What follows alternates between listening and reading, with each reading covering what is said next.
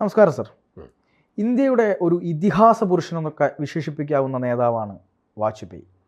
വാജ്പേയി ഇന്ത്യയെ സംബന്ധിച്ചിടത്തോളം BJPയെ സംബന്ധിച്ചിടത്തോളം BJPക്ക് ഒരു പ്രധാനമന്ത്രി ഉണ്ടാവുന്നു. അതുപോലെ BJPയുടെ ഒരു മുന്നേറ്റമൊക്കെ കണ്ടറിഞ്ഞ അല്ലെങ്കിൽ അതിനെ മുന്നോട്ട് നയിച്ചൊരു നേതാവ്. അദ്ദേഹത്തിൻ്റെ 100ാം പിറന്നാളാണ്. ഒരു ക്രിസ്മസ് ദിനത്തിലായിരുന്നു അദ്ദേഹവും ജനിച്ചത്. വാജ്പേയിയെ സംബന്ധിച്ചിടത്തോളം അദ്ദേഹത്തിൻ്റെ പ്രസക്തി എത്രമാത്രം ഉണ്ടായിരുന്നു ഇന്ത്യൻ രാഷ്ട്രീയത്തിൽ? അടൽ ബിഹാരി വാജ്പേയിയുടെ പ്രസക്തി ഇന്ത്യൻ രാഷ്ട്രീയത്തിൽ എത്രയെന്ന് ചോദിച്ചാൽ ഒരുപാട് കാര്യങ്ങൾ ഓർത്ത് പറയാനുണ്ട്. 21ാം നൂറ്റാണ്ടിലേക്ക് ഇന്ത്യയെ നയിച്ച അർത്ഥവത്തായ പ്രതിഭ AB വാജ്പേയി ആണെന്ന് എന്നെപ്പോലെയുള്ളവർ വിശ്വസിക്കുന്നു. അതിന് പ്രധാനപ്പെട്ട കാരണം നമ്മുടെ പുതിയ ടെക്നോളജിക്ക് ഇന്ത്യയെ നിയമം മൂലം തുറന്നു കൊടുത്തത് വാജ്പേയിയാണ്. വാജ്പേയിയുടെ ഒരു ഫുൾ ഗവൺമെൻറ് വന്നപ്പോഴാണ് IT എന്നതിന് ഒരു പ്രത്യേക മിനിസ്ട്രി ഉണ്ടായത്. ഇന്ത്യയിലെ ഒന്നാമത്തെ IT മിനിസ്റ്റർ പ്രമോദ് മഹാജൻ ആയിരുന്നു. അപ്പോൾ പ്രമോദ് മഹാജനാണ് ഇന്ത്യക്ക് ഒരു IT നിയമം എഴുതിയുണ്ടാക്കിയാണ്.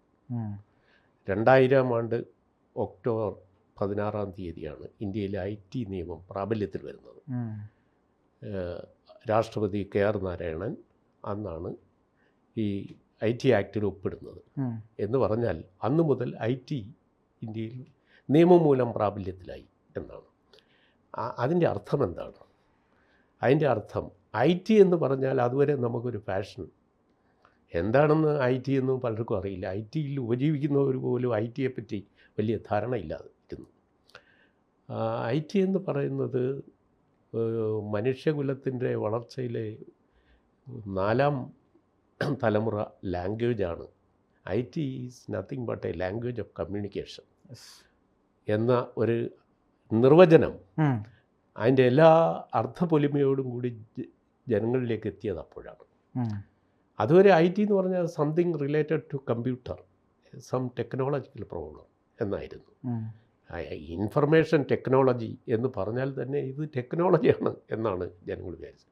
ഇത് ടെക്നോളജി അല്ല, ഇതൊരു ലാംഗ്വേജ് ഓഫ് കമ്മ്യൂണിക്കേഷനാണ്. ആ ലാംഗ്വേജ് ഓഫ് കമ്മ്യൂണിക്കേഷൻ മനുഷ്യൻ്റെ 4ാം ജനറേഷൻ 4th ജനറേഷൻ ലാംഗ്വേജാണ്. അപ്പോൾ മറ്റു 3 ഏതാണ്? അത് ജനങ്ങൾ ആദ്യം കയ്യും കലാശവും കാണിച്ച് ആംഗ്യ ഭാഷയായിരുന്നു, പിന്നെ സംസാര ഭാഷയായി, വായ്മൊഴി ആയി. അത് കഴിഞ്ഞ് അക്ഷരങ്ങളൊക്കെ കണ്ടുപിടിച്ച് അച്ചടിയൊക്കെ വന്നപ്പോൾ ലിഖിത ഭാഷ വന്നു, വരമൊഴിയായി.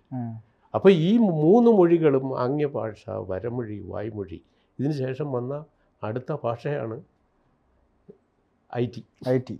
IT എന്ന് പറയുന്നത്. മറ്റെല്ലാ ഭാഷയ്ക്കും പ്രാദേശിക ഭേദങ്ങളുണ്ട്.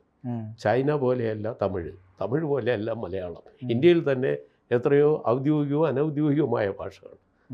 അപ്പോൾ ഈ ഭാഷകൾ പരസ്പരം സംസാരിക്കുന്നവർക്ക് പോലും പിന്നെ അവർക്ക് തമ്മിൽ സംസാരിക്കാൻ ഒരു ലിങ്ക് ഭാഷ വേണം, ഒന്നുകിൽ ഹിന്ദി വേണം, ഇല്ലെങ്കിൽ ഇംഗ്ലീഷ് വേണം. അപ്പോൾ ആ തരത്തിൽ പ്രതിജന ഭിന്നമായി ഭാഷകളുടെ പേരിൽ അകന്നു പോവുകയും അടുക്കുകയൊക്കെ ചെയ്യുന്ന ജനങ്ങൾക്കിടയിലേക്ക് ഒരു ലോക ഭാഷയായിട്ട് IT വരികയാണ്. ITയിൽ ഈ മുൻ 3 ജനറേഷൻ ഭാഷയും ഉൾച്ചേർന്നിട്ടുണ്ട്. IT ടെക്സ്റ്റ് ഉണ്ട്, ഗ്രാഫിക്സ് ഉണ്ട്, ചിത്രങ്ങളുണ്ട്, സൗണ്ടുണ്ട്, എല്ലാം കൂടെ ചേർന്ന ഒരു ലാംഗ്വേജ്, ഒരു യൂണിവേഴ്സൽ ലാംഗ്വേജാണ്. അതാണ് ഏറ്റവും നൂതനമായ യുവാക്കളുടെ ഭാഷ എന്ന് വിശേഷിപ്പിക്കപ്പെട്ട ഇൻഫർമേഷൻ ടെക്നോളജി. അപ്പോൾ information technology in simply means it is not a technology but it is a language of communication. ഈ ആശയം ഇന്ത്യയിലെ ജനങ്ങൾക്ക് മനസ്സിലായത് 2000 ആണ്ടിലാണ്. പ്രമോദ് മഹാജൻ വാജ്പേയിയുടെ കീഴിൽ അന്ന് IT മിനിസ്റ്ററായിട്ട് ഇന്ത്യയിലെ ആദ്യത്തെ IT മിനിസ്റ്ററായിട്ടൊന്ന് ഇത് പ്രഖ്യാപിക്കുമ്പോഴാണ്. വലിയൊരു വിപ്ലവം തന്നെയാണ്. അതൊരു വലിയ വിപ്ലവമായിരുന്നു ആശയലോകത്ത്.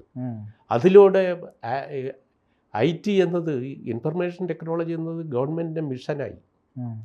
അത് നിയമമായപ്പോൾ ഇന്ത്യയിലെ ചെറുപ്പക്കാർക്ക് പ്രവർത്തിക്കാവുന്ന ITയുടെ ആപ്ലിക്കേഷൻ എല്ലാ മേഖലയിലുമായി.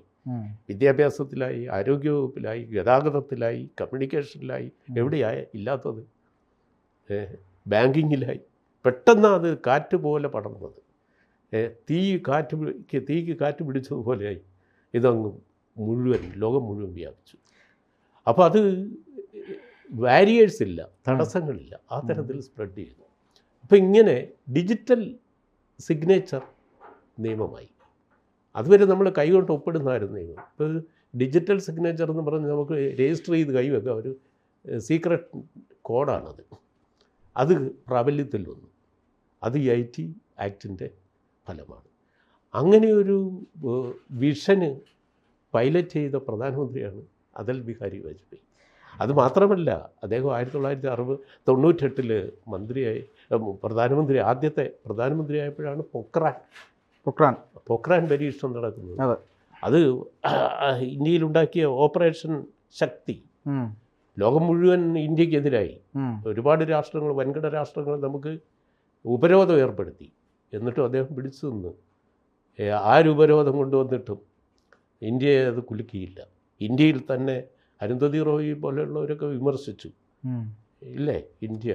പക്ഷേ ഇന്ത്യയുടെ ആണവ ശക്തിയെ ഊട്ടിയുറപ്പിക്കുന്നതും ഇന്ത്യ ഒരു പ്രതിരോധ ശാസ്ത്ര രംഗത്ത് ഒരു കുതിപ്പ് നടത്തുന്നതും പൊക്രാൻ അണുപരീക്ഷണത്തോടുകൂടി. അപ്പോൾ അതിന് തുടക്കം കുറിച്ചുകൊണ്ടാണ് വാജ്പേയി ഒരു വലിയ വെടി പൊട്ടിച്ചുകൊണ്ടാണ് ഇന്ത്യയിലെ അധികാരത്തിലേക്ക് വരുന്നത്. 1977 അദ്ദേഹം വിദേശകാര്യമന്ത്രിയായിരുന്നു. മൊറാർജി ദേശായി മന്ത്രിസഭയിലെ വിദേശകാര്യമന്ത്രിയായിരുന്നു. അന്ന് വിദേശകാര്യമന്ത്രിയായിരിക്കുമ്പോഴാണ് അദ്ദേഹം UN പോയി ഹിന്ദിയിൽ പ്രസംഗിച്ചത്. ഹിന്ദിയിൽ ആദ്യത്തെ പ്രസംഗമായി UN കേൾക്കുന്നത്. പിന്നീട് മാതാമൃതാനന്ദമയ്യൊക്കെ പോയി മലയാളത്തിലൊക്കെ പ്രസംഗിച്ചു. അതൊക്കെ അതിന് പിന്നീടാണ് ഒരു ഇന്ത്യൻ ലാംഗ്വേജ് UN അതുവരെ എല്ലാവരും വി കെ കൃഷ്ണൻ്റെ ഇംഗ്ലീഷ് പ്രസംഗം വളരെ പ്രസിദ്ധമാണ് UN. അപ്പോൾ ഐക്യരാഷ്ട്രസഭയിൽ വാജ്പേയി വിദേശകാര്യമന്ത്രിയായിരുന്നപ്പോഴാണ് ഹിന്ദിയിലെ പ്രസംഗം വരുന്നത്. അപ്പോഴും തന്നെ ഇദ്ദേഹത്തിൻ്റെ വ്യത്യസ്തത, രാഷ്ട്രീയ നയതന്ത്ര കാര്യങ്ങളിലുള്ള സമീപന വ്യത്യാസം ജനങ്ങൾ തിരിച്ചറിഞ്ഞിരുന്നു. പ്രായണ ഒരു കവിയും സഹൃദയനും സരസനും ഉജ്ജ്വല പ്രഭാഷകനുമൊക്കെയായ വാജ്പേയി പ്രധാനമന്ത്രിയായി വന്നപ്പോൾ അദ്ദേഹത്തിൻ്റെ ശേഷി നമ്മൾ വ്യത്യസ്ത രീതിയിൽ കാണുകയായിരുന്നു. ഇന്ത്യയെ സാമ്പത്തികമായ കുതിപ്പിലേക്ക് നയിച്ചു അദ്ദേഹം 5 വർഷം പ്രൈം മിനിസ്റ്റർ ആയിരുന്നപ്പോഴാണ് ഇന്ത്യയുടെ വളർച്ച GDP 8.5 8.6 വരെ എത്തിയത്. നല്ലൊരു വിഷനുള്ള നേതാവായിരുന്നു. ഭയങ്കരമായ ഒരു വിഷണറി, അതേസമയം തന്നെ മനുഷ്യവർഗ പ്രേമി. എന്നാൽ BJPയുടെ തീവ്ര ഹിന്ദുത്വത്തിൽ നിന്ന് അകന്നു നിൽക്കുന്ന ഒരു സമീപനം. അദ്ദേഹം ഒരു മിതവാദിയായിട്ടാണ് BJPക്കുള്ളിൽ തന്നെ കരുതപ്പെട്ടിരുന്നത്. അങ്ങനെയുള്ള ഒരു നേതാവ്. അദ്ദേഹം ഉദ്ഘാടനം ചെയ്തതാണ് നമ്മുടെ 21ാം നൂറ്റാണ്ടിലെ ഇന്ത്യയുടെ ശാസ്ത്ര സാങ്കേതിക വളർച്ചയുടെ എല്ലാം ചുവടുവയ്പ്പുകൾ. ഞാൻ തുടക്കത്തിൽ പറഞ്ഞതുപോലെ IT-ക്ക് ഒരു പ്രത്യേക വകുപ്പ്, ഒരു ഫുൾ ടൈം മന്ത്രിയെയും വെച്ചു. അത് ചെറിയ ആളല്ല. അന്നത്തെ നിലയിലെ ഏറ്റവും ചെറുപ്പക്കാരനും ഉജ്ജ്വലമായ കർമ്മശേഷിയുള്ള പ്രമോദ് മഹാജനെ പോലെയുള്ള ഒരാൾ. അദ്ദേഹം ദൗർഭാഗ്യവശാൽ ഒരു ദുരന്തത്തിൽ അവസാനിച്ചുവെങ്കിലും അദ്ദേഹം പൈലറ്റ് ചെയ്തതായിരുന്നു ഇന്ത്യയിലെ IT നിയമം. അങ്ങനെ പല സവിശേഷതകളുള്ള ഒരു നേതാവായിരുന്നു വാജ്പേയി. അദ്ദേഹത്തിൻ്റെ 100ാം ജന്മദിനമാണ് ഈ ക്രിസ്മസ് ദിനത്തിൽ. ബദലഹേമയിലെ പുൽക്കുടിൽ ജനിച്ച ഉണ്ണിയേശുവിനെ എൻ്റെ ജന്മദിനം ലോകം മുഴുവൻ ആചരിക്കുമ്പോൾ ലോകം മുഴുവൻ ഇല്ലെങ്കിലും ഇന്ത്യയിലെ എല്ലാ മനുഷ്യരും വളരെ കൃതജ്ഞതയോടെ സ്മരിക്കേണ്ട ഒരു പേരാണ് അടൽ ബിഹാരി വാജ്പേയി. എന്തായാലും അദ്ദേഹം ഒരു സകലകലാ വല്ലഭൻ കൂടിയായിരുന്നു എന്നുള്ള കാര്യത്തിൽ യാതൊരു സംശയവുമില്ല. കാരണം കലയോടും എല്ലാം അദ്ദേഹത്തിന് താല്പര്യം ഉണ്ടായിരുന്നു. അദ്ദേഹത്തിന് അതിലൊക്കെ നൈപുണ്യവും ഉണ്ടായിരുന്നു. നല്ലൊരു ഭരണാധികാരിയായിരുന്നു.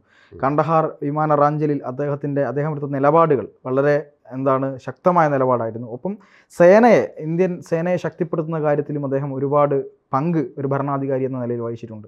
എന്തിനായാലും അദ്ദേഹത്തിൻ്റെ ഈ പിറന്നാൾ ദിനത്തിൽ അദ്ദേഹത്തെ പറ്റി സംസാരിക്കാൻ സാധിച്ചത് വലിയൊരു കാര്യമായി ഞാൻ കരുതുന്നു. എന്തായാലും വളരെ നന്ദി. കൂടുതൽ വാർത്തകളും വിശേഷങ്ങളും നിങ്ങളിലേക്ക് എത്താൻ ABC മലയാളം സബ്സ്ക്രൈബ് ചെയ്യുക, ബെൽ ബട്ടണും അമർത്തുക.